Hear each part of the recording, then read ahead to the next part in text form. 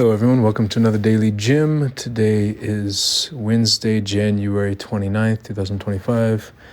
Topic for today: is it really love if there's no conflict?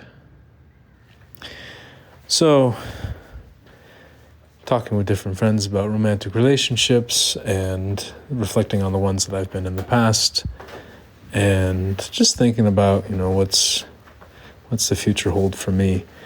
And yeah, I think I grew up with the impression that love or marriage or any type of committed long-term romantic relationship or relationship in general just doesn't have a lot of conflict. I didn't see my parents fight very often. And I think, as I got older, I realized this was intentional. My mom said something about how they intentionally chose not to show anger in front of the kids, show them fighting in front of the kids. And I was like, huh?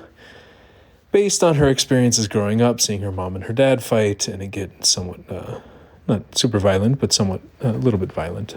I think her mom threw a cast iron skillet at, I think my grandma threw it at my grandpa.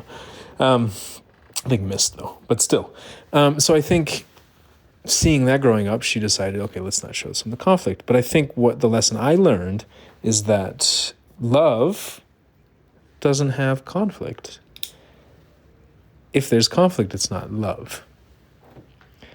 And I think this is so far from the truth.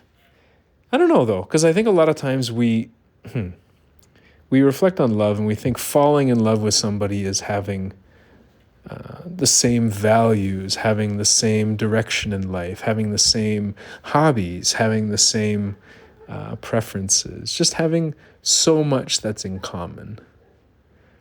But if we have everything in common, maybe there's not that much conflict. And is it really love, or is it maybe more compatibility or likeness? Maybe likeness instead of loveness.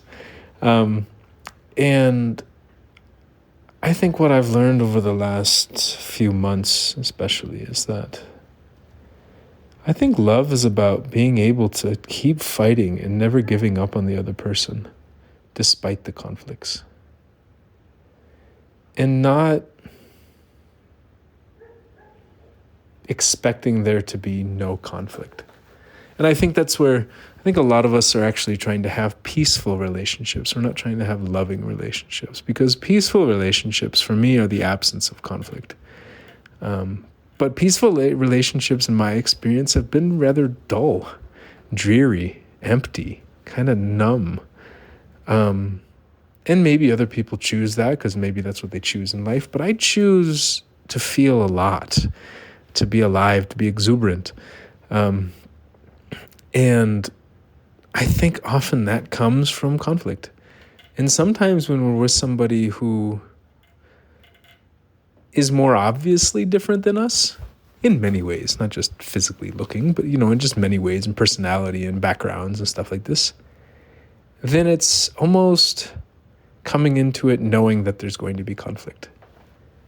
Maybe this is something that I learned from intercultural communication back in the day when I switched my focus from electrical engineering to that, is that intercultural communication, there's always conflict. But sometimes there's just confusion over the similar word, bring versus send, or arm in Swahili. Arm and hand are the same words, mkono.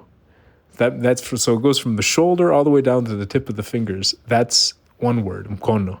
And so when you talk to somebody who's a native Swahili speaker, they often, in English, won't differentiate between arm and hand. Or if they do, they mix it up.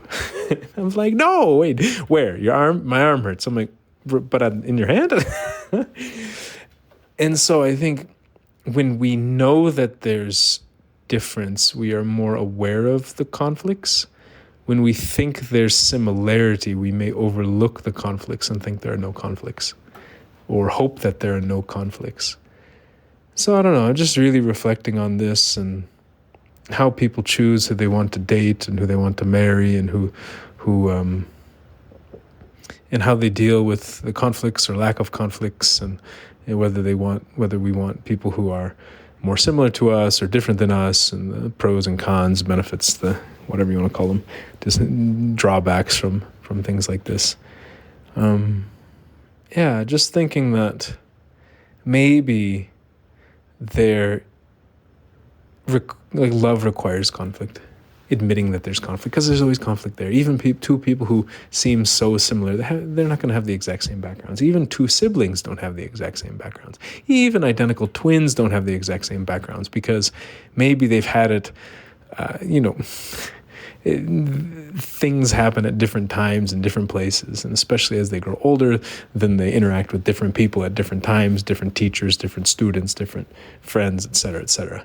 So there's no exact same experience. There's always conflicting experiences and opinions and perspectives and feelings. And I think sometimes when the differences are more obvious, then maybe we are more prepared, or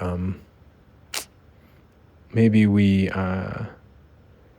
more prepared or more aware that conflicts will happen, therefore more ready to take on the challenge. Whereas I think sometimes when we expect similarities to be so pervasive, then we may not want to admit that there's conflict, or we may not see it coming. One of the examples I always use is that there's conflict even if you speak the same language, because for me, maybe the word vacation means one thing, and to a partner it means a different thing. So maybe for me, vacation means going, relaxing on the beach and just sitting there. Maybe for a partner, it means going to see the landmarks in Paris or something like this. And so I say, let's go on vacation. They're like, vacation? What do you mean? This isn't vacation. So this can be a fight with my sister or my family members, right? Because we have different perspectives on these things. So just to remind and maybe reflect a little more on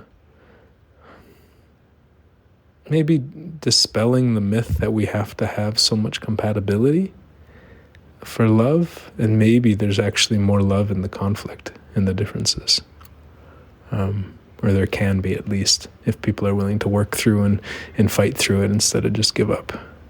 So I don't know. What do you all think about that? Unfortunately, the forum's down right now because I don't have the money to pay the forum bill. So hopefully I'll get that in the next couple weeks and get that up before they delete the server. But so if you're curious about that and you would like to help, check out leadingheartsfund.com or leadinghearts.fund. And you can learn more about this new initiative, this new focus of mine, where it's the idea of who do we want to have financial power in the world. Ideally, I would say we want it to go to those who have really open hearts and are trying to open up the hearts of so many others, and lead us towards more love and unity in the world. So if you like that concept, please check it out. You can support me through there, and then you can look at a couple other people that I've just put there. But it's more about the general philosophy and concept than it is about being a platform and directory. But talk to you all tomorrow.